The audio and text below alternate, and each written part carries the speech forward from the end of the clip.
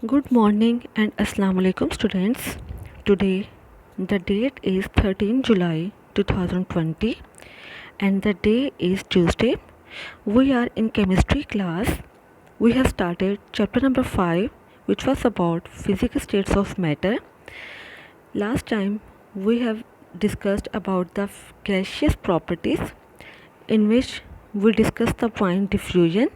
Diffusion में हमें ये कहा था कि there is the spontaneous mixing of molecule, कि यहाँ पे मॉलिक्यूल की स्पॉन्टेनियस मिक्सिंग होती है and they form a homogeneous mixture that they have the equal ratio that is spread all over the area. Now we are going to start the effusion. Effusion is escaping of gas molecule through a tiny hole into a space with lesser pressure. जब हमारे पास कोई भी gas किसी छोटे से hall के ज़रिए pressure के साथ गुजरती है उसको हम लोग इफ्यूजन का नाम देते हैं. ठीक है, आई रिपीटेड, जब हमारे पास गैस के मॉलिक्यूल्स किसी भी जगह से जिसके अंदर सुराख हुआ होता है वहाँ से अगर प्रेशर के साथ गुजरते हैं तो उनको हम लोग इफ्यूजन का नाम देते हैं. For example, when a tyre gets punctured air effuses out. आपने देखा होगा कि जब गाड़ी का जो या बाइक का जो टायर पंक्चर हो जाता है तो आपको एक स्पेशल साउंड उसका सुनने को मिलता है. ठीक है, जिससे आप आइडिया लगा लेते हैं कि जो गैस है वो बाहर निकल गई है और टायर हमारा पंक्चर हो गया. उसको हम लोग इफ्यूजन बोलते हैं. वहाँ पर भी एक नट लगा होता है, एक छोटा सा सुराख होता है टायर पे भी, उसके ज़रिए ही गैस बाहर की तरफ मूव करती है. ठीक है, effusion depends upon molecular masses. Lighter gases effuse faster than heavier gases. ये पॉइंट हमने डिफ्यूजन में भी डिस्कस किया था. उसमें भी हमने ये कहा था कि जो लाइटर गैसेज हैं वो जल्दी इफ्यूज़ कर जाएंगी, जो हैवियर गैसेज हैं वो ज़रा टाइम लेंगी. हाईलाइट करें डेफिनेशन को. इफ्यूजन की डेफिनेशन को आपने हाईलाइट करना है. It is escaping of gas molecule through a tiny hole into a space with lesser pressure. Next point is pressure. Gas molecules are always in continuous state of motion. अब हमें ये पता है जो गैस के molecules हैं ये continuous state of motion में होते हैं, ये हर वक्त ही मूव करते रहते हैं. There is no specific time for their motion, they move all the time. Hence when molecule strike with the wall of container और any other surface they exert pressure. जब जो गैस के मॉलिक्यूल हैं अगर वो उनको किसी एरिया में हमने क्लोज किया हुआ है, अगर ये उससे स्ट्राइक करते हैं, उससे हिट करते हैं तो उन पर एक प्रेशर अप्लाई करते हैं. Pressure is defined as force exerted per unit surface area. Highlight करें इस पॉइंट को कि अगर हमारे पास किसी एरिया के ऊपर फोर्स अप्लाई की जाती है तो उसको हम लोग प्रेशर का नाम देते हैं. ठीक है, सपोज डैट अगर आप लोग घरों में या कोई भी कॉमन एग्जांपल, अगर आप एक छोटे से एरिया को हिट करते हैं, it means that you have apply the force on that area. It will be called as pressure. Pressure का फॉर्मूला क्या है? P is equal to F/A, force applied per unit area. Highlight करें इस point को. The SI unit of force is newton. इस point को भी highlight करें. And that of area is metre square. Force का जो हमारे पास यूनिट है वो न्यूटन है और एरिया हमारे पास मीटर स्क्वायर है. Hence pressure has SI unit of Newton per metre square. आपके ऊपर जो फार्मूला दिया गया है इस फार्मूला में आपने फोर्स की यूनिट लिखना है न्यूटन ओवर मीटर स्क्वायर. जब आप मीटर को ऊपर लेके जाएंगे तो ये माइनस आ जाएगा, जैसे newton per metre square. It is also called pascal. 1 pascal is equal to 1 newton per metre square. Barometer is used to measure atmospheric pressure and manometer is used to measure pressure in the laboratory. These are two apparatus which are mostly used for measuring pressure. First is the barometer, which is used to measure pressure, atmospheric pressure. अगर हमने field में जाकर pressure को देखना तो उसके लिए हम बैरोमीटर यूज़ करेंगे. लेकिन अगर हम लोग लैब में काम कर रहे हैं और लैब का प्रेशर फाइंड आउट करना चाह रहे हैं तो उसके लिए हम लोग मैनोमीटर यूज़ करेंगे. इस पॉइंट को भी हाईलाइट करें. Next point is standard atmospheric pressure. It is the pressure exerted by the atmosphere at sea level.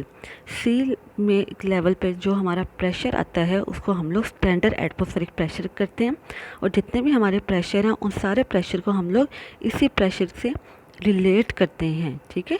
It is defined as pressure exerted by a mercury column of 760 millimeter height at sea level. इस definition को highlight करें। It is sufficient pressure to support a column of mercury 760 millimeter in height at sea level. Mercury सी हम लोग use करते हैं, वो know that mercury is in between the solid and liquid. One atmospheric pressure किसके equal होते हैं, यहाँ पे हमारे पास डिफरेंट यूनिट्स दिए गए हैं और यूनिट्स की वैल्यूज़ दी गई हैं, और ये सारे यूनिट्स एक दूसरे के बराबर हैं। जैसे 1 ATM is equal to 760 millimetre of mercury is equal to 760 torr is equal to 101,325 newton per metre square is equal to 101,325 pascal. तो ये जितने आपके पास यहाँ पे यूनिट्स आए हैं, ATM, millimetre mercury, torr, newton per metre square, pascal, इन सब की वैल्यूज़ आपस में बराबर है। नेक्स्ट हमारा जो टॉपिक पॉइंट है डेट इज़ अ कंप्रेसिबिलिटी, कि हम गैसेस को क्या कंप्रेस कर सकते हैं। जी हम गैसेस को कंप्रेस कर सकते हैं because there is the large space between the gas of the molecule and they can easily be compress, और उनको हम लोग बहुत आसानी के साथ कंप्रेस कर सकते हैं। Gases are highly compressible. Highlight this point. Due to empty space between their molecules, when gases are compressed, the molecules come close to one another and occupy less volume as compared to the volume in uncompressed state. जब हम gas को compress कर देंगे तो उनका volume भी कम रह जाएगा, क्योंकि जो गैस के मॉलिक्यूल्स थे ये एक दूसरे के से ज़रा दूर थे, लेकिन जब इनको कंप्रेस करेंगे तो वो मॉलिक्यूल दूसरे के करीब आ जाएंगे और उनका जो वॉल्यूम है वो ओरिजिनल वॉल्यूम से भी कम हो जाएगा। Mobility. Gas molecules are always in state of continuous motion. They can move from one place to another because gas molecules possess very high kinetic energy. Kinetic energy is the energy which is due to the motion.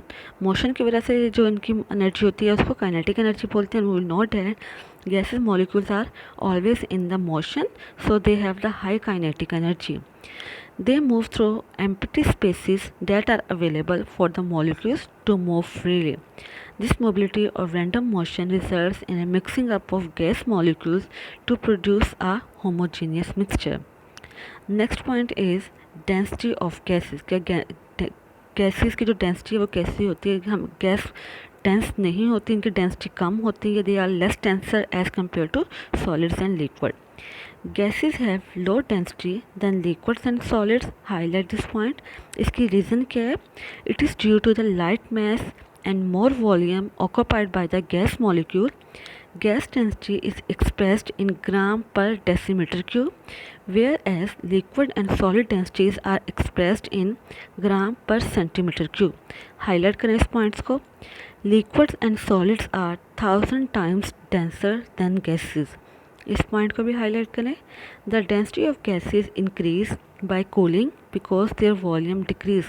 जाहिर है जब उनको हम लोग cool करेंगे उनका volume, gas के जो मॉलिक्यूल हैं वो एक दूसरे के करीब आते जाएंगे, जब एक दूसरे के करीब आते जाएंगे उनका वॉल्यूम कम होगा, तो ओरिजिनल वॉल्यूम से जब उनका वॉल्यूम रिड्यूस कर जाएगा तो वो ऑटोमेटिकली डेंस भी होते जाएंगे।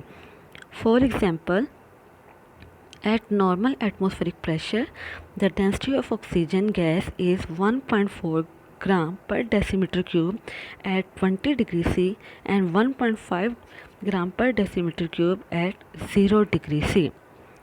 It was our overall today's lecture.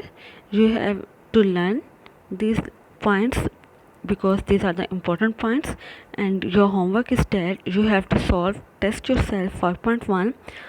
All the answers are related to the previous lectures, ठीक है, उनको देखते हुए आपने इनके आंसर करने हैं और we will solve in the next class. Okay, if you find any difficulty, highlight the point and ask me. Thank you. Allah Hafiz.